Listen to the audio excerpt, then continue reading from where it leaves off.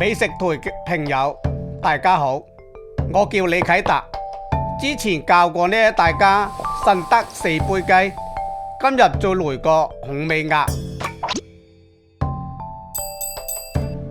有雞有鴨，日子呢頂加加。先來處理鴨，今日個鑊呢唔係好大，所以呢就用到半隻鴨。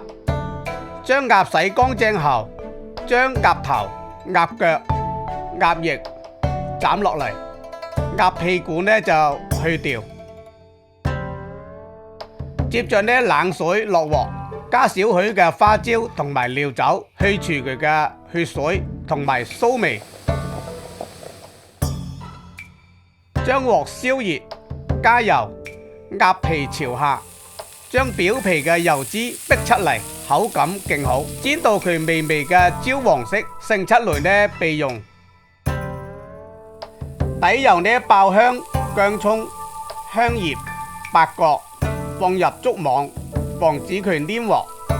擺上鴨肉，如果呢冇有竹網嘅時候呢，就要多翻動幾次鴨肉。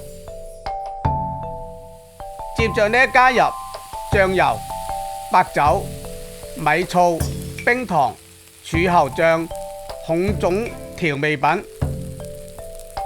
倒入開水後，煸過鴨子，加上蓋，轉中小火，燜煮呢1個小時左右。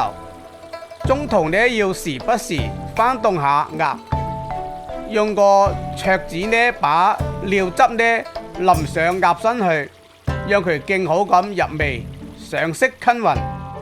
當鴨肉呢燜到佢酥軟啦，用筷子可以輕易咁穿透，湯汁也變成咗濃稠嘅時候，將鴨撈出嚟放涼一下，斬件擺盤，然後呢淋上濃稠嘅醬汁，放薄荷葉呢點綴一下，香氣十足嘅紅尾鴨就可以享用啦。